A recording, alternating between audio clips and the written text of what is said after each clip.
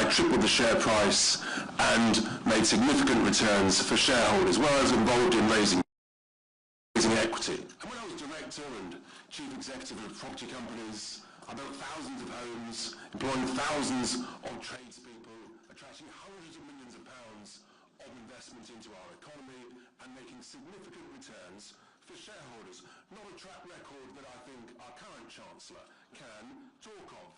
We know in reform, because we've been round the block, how to make money, how to grow companies, and therefore how to grow an economy.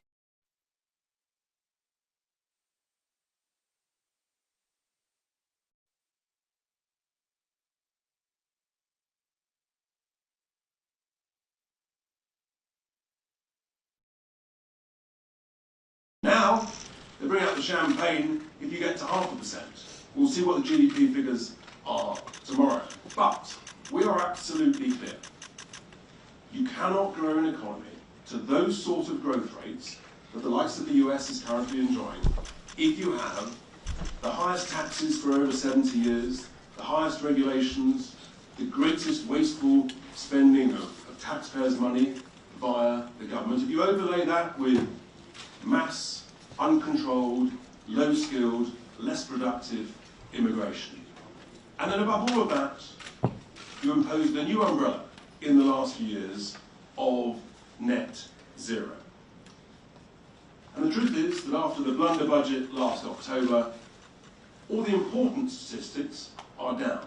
GDP is down, job vacancies are up, growth is down, and jobs are down. Confidence is down. Investment is down. The only thing that's going up is the wrong bits of data. Public spending, out of control, up. And also, the thing that no one's talked about, the government deficit going up. And one of the reasons is that net zero is without question the greatest act of self-harm ever imposed on a nation by the people in Westminster. It's killing jobs, whether it's in the car industry, whether it's in the oil and gas industry, whether it's in the steel industry, whether it's in the chemicals industry. The truth is that decarbonisation does mean de-industrialisation. And the great lie that's been told is that somehow renewables are cheaper. You don't have to be a rocket scientist to realise that the cost of renewables plus the cost of backup. It's basic common sense. You see, you have to have the backup because sometimes the wind doesn't blow, and yes, here in the UK, sometimes the sun doesn't shine. And here's the evidence that I'm going to show on the screen and the graph. The first graph shows there, that blue line there, this is from the last sort of 15 to 20 years, that blue line is the increase in renewable energy generating capacity. And the brown sort of reddish line is the growth in our electricity price. And there is a direct link between the growth in the electricity price and the growth in renewable energy generating capacity. That is not a coincidence. That is because of the cost of what I've just said. Renewables plus backup will cost more than backup. And how we wish we had cheap energy like the United States. And if we just move on to the next graph, you can see here, the green line there is the UK electricity price. We used to be pretty close 15 years or so ago to the US price in blue. We've now, our price has soared and the US price has stayed pretty similar because they use their own energy treasure under their feet, their own oil, their own gas, their own shale gas, so they have cheap energy, which means they can be competitive. And that's why they are growing at 2.5 to 3.5%, and we're flatlining. The Bank of England last week, of course, basically forecasting that we are in recession. There is the evidence that proves the lie to what the main parties in Westminster have foisted on the British people in the last 5 years or so. And to put some numbers on this, give or take, the government says that the cost of renewable subsidies in the last 15 years is £100 billion. That's an enormous number that's impossible to conceive, so let's try and help a bit. That's give or take about £3,500 per household, post-tax. Before tax, you've had to earn between £4,500 and £5,000 to pay your contribution from your household to the vested interests in the renewable industry, for you to get the right to pay a lot more of your cash for electricity. This is not right. The British people are being ripped off by the renewables industry. And what we're announcing today is we are serving notice on the renewables industry, on the investors, on the operators, and all the advisors and the lawyers had better take note. We are serving notice that not only do we plan to win the next general election, but when we do,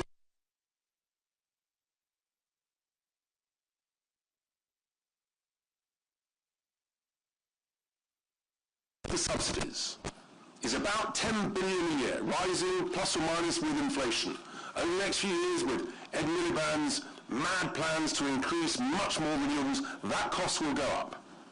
We will be looking to recover that cost of the subsidies from the renewables industry via a number of routes. The first one, the key one, is we will impose a windfall tax on the wind, as well as on the solar.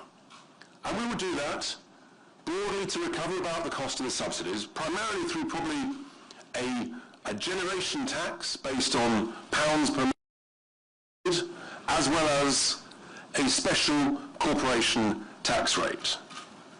This is important because this is the best way that we can help get the bills down and lower the cost of living. The British people need to know there is a direct link between the cost of all these subsidies to the vested interests in the renewables industry and your bills, your cost of living.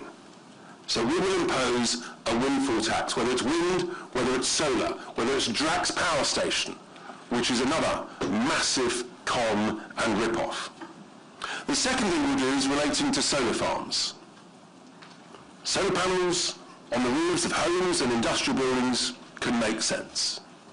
Solar panels on our agricultural, productive farmland, including in my constituency of Boston and Skegness, is complete insanity. We have to stop it, and we have to say to everybody, as part of our plans, we will abolish, of course, inheritance tax. It was in our last contract, and we will stick with that. It's very important. And as part of that, we will abolish the family farms tax. To say, who want to sell out to the renewable industry for solar farms, you can't have it both ways, folks. You've got to make a decision. Either you're part of food production, part of food security for our nation, or you're part of the renewables industry. So you can't double dip. If you sell out to the renewables industry, then you would not benefit from that inheritance tax relief. That's only fair. The third key point that no one's talking about is these things called battery energy storage systems that are starting to be built alongside some of the big solar farms. And lots of the eco-zealots will say, oh, we can store all of this renewable energy in these big battery farms. Well, let me tell you about these. So just last month in California, a huge fire broke out in one of these battery energy storage systems. You can't put these fires out because of a process called thermal runaway. Fumes going up thousands of feet into the air, toxic fumes. 1,500 people were evacuated from their homes. Schools were closed for days on end. And now we learn that actually the soil and waterways have been contaminated with toxins from that fire. No one wants to talk about this in the UK. You don't read this in or on the BBC. And here's the extraordinary thing. There's a complete lack of responsibility and accountability for the safety standards and regulations. No one wants to take account for it. So if you ask the Health and Safety Executive, are they responsible? Not me, Gov. If you ask Ofgem, not me, Gov. Ask the fire brigades, someone else's responsibility. So we're just relying on the safety standards and regulations from people overseas who make these batteries. This is not right. The British people are not being told that these BESS systems, these battery energy storage systems, are dangerous. And until they can be proven to be absolutely safe, they should be banned. So to all those investors who are investing in these things, I just serve notice on you. Think very seriously about it. And then fourthly, pylons. Well, the likes of the National Grid and in Scotland, SSEN, listed companies, their plans as part of the net zero is to put thousands and thousands of pylons across hundreds and hundreds of miles, blighting our environment, blighting our countryside, including in my constituency, where extraordinarily, there's not one, not two, but 3 separate pylon routes proposed by National Grid, where they're consulting, no coordination, no crossover thinking, no economies of scale. It's either negligence or it's deliberate to suit the vested interests who might make a great deal of money. So we're serving notice on National Grid, on SSEN, put the cables underground. There's a report out recently for the National Energy Systems Operator saying that actually, in the medium term, it's as cost effective or indeed cheaper to put the cables underground. When you take account of the extra costs of the compensation to property owners, to businesses. So we're just saying, do the job properly, put the cables underground. If you go the cheap route and put the cables on pylons, we will legislate to force you to take down the pylons and put the cables under the ground. And you will not be allowed to pay any dividends to shareholders until the cables are put underground. So I suspect to you directors, your shareholders would rather you to put the cables underground first time. So those 4 key things will be good for the British people. Investors and operators, take note. Lawyers, you need to put this in your risk warnings as you produce debt and equity fundraising documents. We plan to win the next general election. We will scrap net stupid zero, and we will do whatever it takes to bring the bills down, to bring down the cost of living. So hopefully we will stop many of these ludicrously expensive new projects. We have to make our economy competitive again in order to create growth. We have to make the UK grow again to the sort of rates we used to grow in the 80s and 90s. And in conclusion, ladies and gentlemen, President Trump is putting America first, and our future Prime Minister, Nigel Farage, will put the United Kingdom first. Thank you very much. Thank you,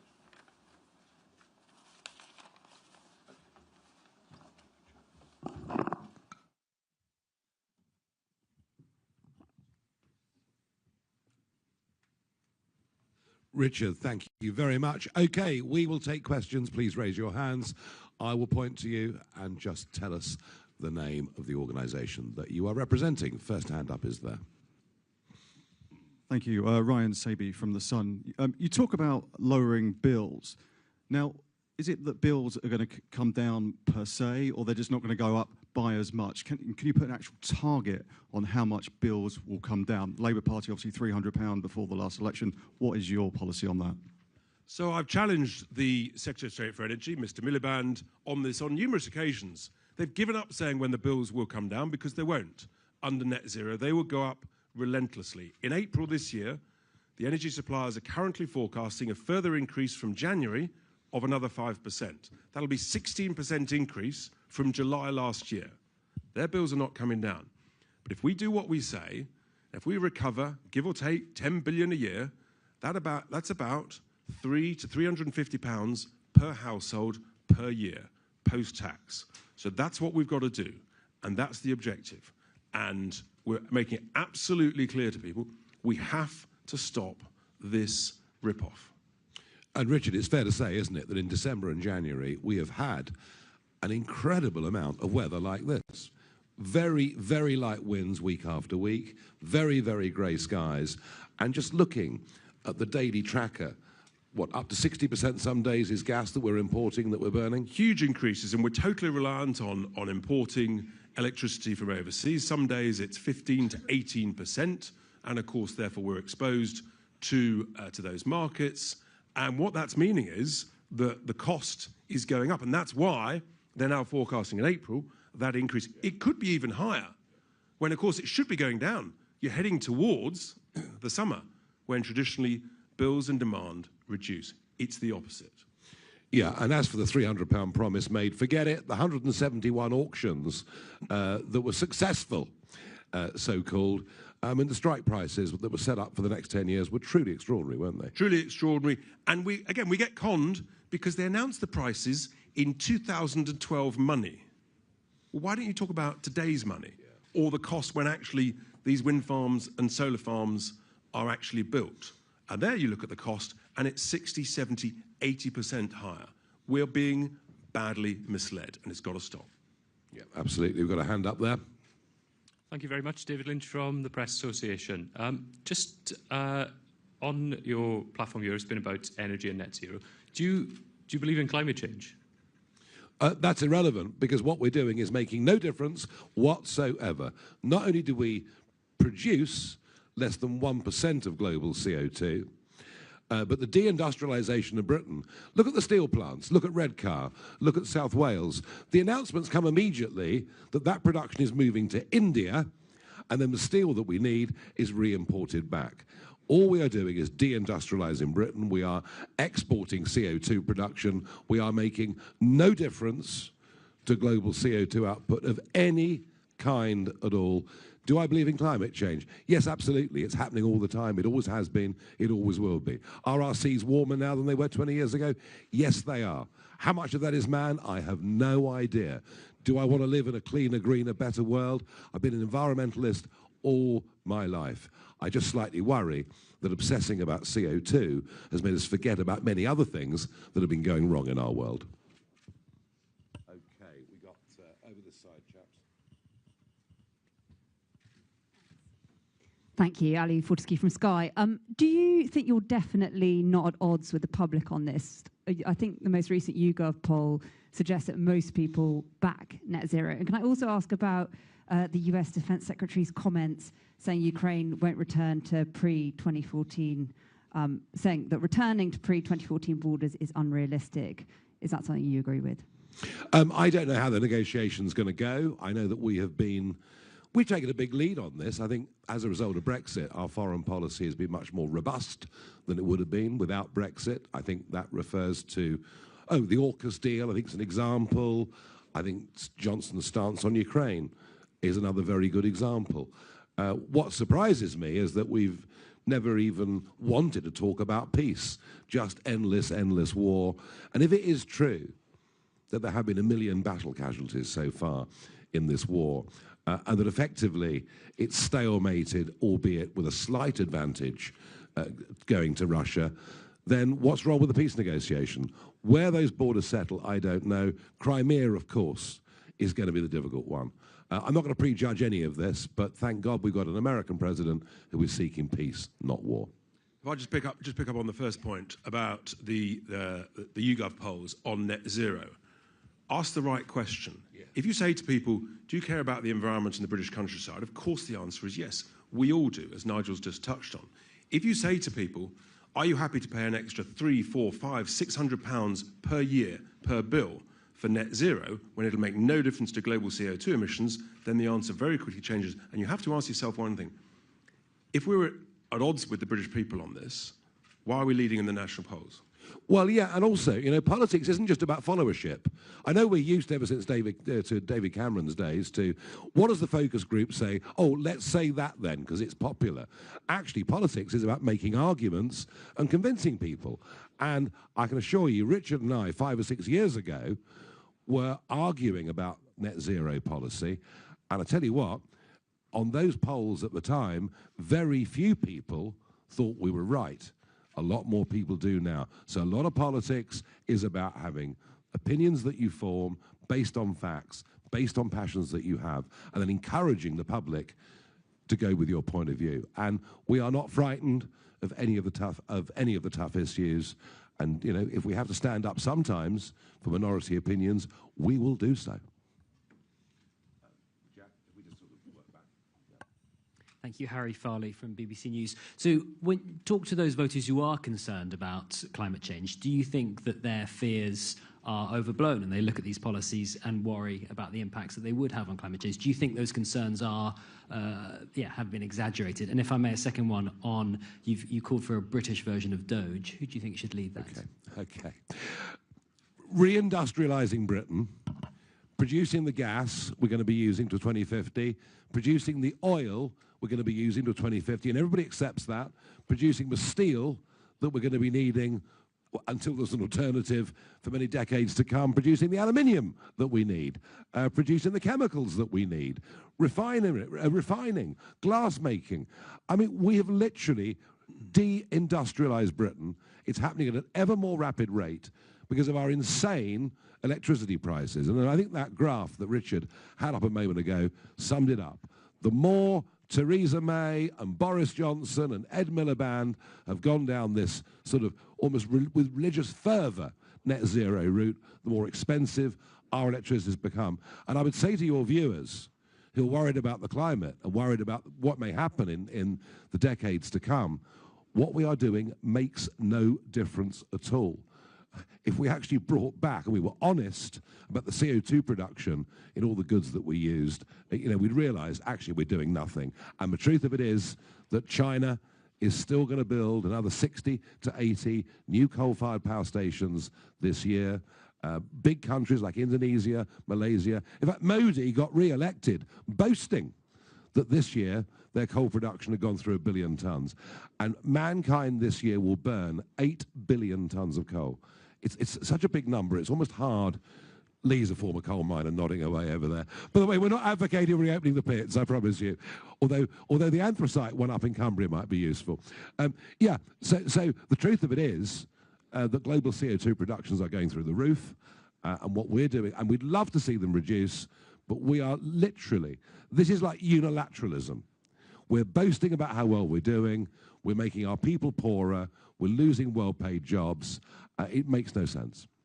Just finally, it was only 2 weeks ago on the BBC, we saw an extraordinary headline that I think proves that actually scientists differ considerably on this, where the headline was, under climate change, Britain could get colder under global warming.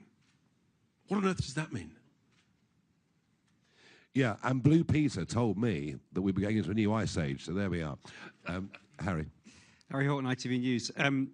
2 questions, if I may. First of all, on net zero, you might be able to drill for a bit more oil and gas, you might be able to frack a bit more, but in the long term, beyond 2050, isn't the reality that you'll have to either import more of those materials or you're going to have to invest in renewables because that's where our domestic energy production is going in the long term? And then secondly, ITV News has done a report today on an extremist neo-Nazi organisation called Active Club England. Some undercover recordings suggest that they're preparing for a race war. You want to be Prime Minister. What do you make of the extremist threat of groups like this, and what would you like to see the government do about it? Our long-term energy future, I have absolutely no doubt, is not in intermittent energy. Now, if there comes a moment when hydrogen actually can fit the bill, nobody will be happier than us. That'd be fantastic. Here we would have a clean energy, easy to produce. That'd be great. But I've been hearing about this for 25 years. We've made virtually no real progress at all. Our future is nuclear energy. I have absolutely no doubt about it. Our nuclear energy in Britain is way too expensive. I think nuclear energy in the Far East is about 1/3 of the price of ours. Of course, you have to have appropriate regulation. We've got to get competitive, small, modular nuclear reactors. That is our energy future. Of that, I have no doubt at all. As far as your report is concerned, thank you to ITV for letting me have a look at the report. And well done you. It's good investigative journalism. These extremist groups have always existed. I guess to some extent they always will. My own view, I doubt there are that many of them. Not that that's saying we should underestimate the unpleasantness, the ugliness of it all, but it is worth, just for a sense of perspective, to remind ourselves that in terms of counter-terrorism activities at the moment, only 10% of their work is dealing with the far right. 80% is dealing with the Islamist threat. So we just do need to get this into some sense of perspective. But not for one moment would I say you haven't done a very good job. Adam Cherry, GB News. If you're saying all new cables need to be put underground, you're not concerned that's significantly slower and more expensive? Well, no, because actually what you've got is huge planning delays. You've got district councils, you've got county councils invoking legal actions against National Grid. Actually, the consensus is, if you've got to do it, put them underground and get on with it. That's the simple, least controversial thing to do. And NESO's own report says that in the medium term, it's a similar cost, or could even be cheaper. So I think the evidence is there. So do I. Okay, where's the microphone gone now? Yeah, hello, sorry. Hello, Nigel, Richard, Jessica Frankies from City AM. The Confederation of British Industries says net zero is a strategic necessity and that the green economy grew 9% last year versus 1% in the rest of the economy. You want Britain to grow like it did in the 80s and the 90s. What do you say to British businesses who have invested in the green economy? Is that the same CBI that wanted us to join the gold standard back in 1929, and the same CBI that advocated joining the exchange rate mechanism, and the same CBI that advocated that we join the euro? Oh, they're the people. Yes, and the same CBI who, last time I looked, only represent 8% of jobs in the private sector in this country. I'm not terribly interested in what the CBI has to say. And let's be very clear about these so-called mythical green jobs. About 80% of all of the offshore wind farms are overseas owned. The biggest single owner is, of course, Danish investors through Ørsted. And a lot of these wind farms are being built by engineers and construction firms from overseas and then serviced by engineers from Norway and Denmark and others. You can understand that because they own them. But in terms of British jobs, we're being sold a lie. And we've got to have the courage to tell it as it is. Just following on from Ali's question, it's Archie from The Independent. Do you think Ukraine should be able to join NATO in principle? I've always been against it, as you well know, asking the question. I've always thought that the eastwards encroachment of the European and NATO was a mistake. But that's then. You know, I predicted this war in 2014, as you well know.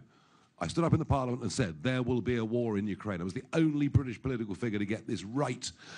I think where we are now, and again, it's back to the previous question, I don't want to prejudge how these negotiations go. But I would have thought that if we're going to get Putin into a place and Zelensky into a place where we could have a reasonable negotiation, I would have thought, looking ahead, it's probably essential that Ukraine joins NATO.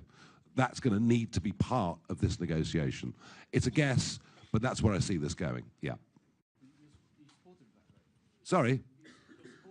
Look, I wish we hadn't done what we did. For all those years, I've never wavered from that view. I think, actually, EU encroachment caused the instability even more than NATO. I remember, you know, the Orange Revolution, and they're waving EU flags in the square in Kiev, as we called it then. But, you know, that's then.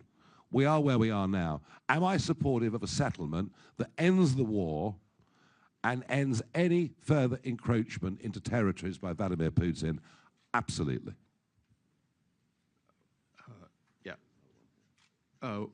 Will Mathis from Bloomberg News. During the presentation, you showed a chart of increasing renewable generation and power prices in the UK.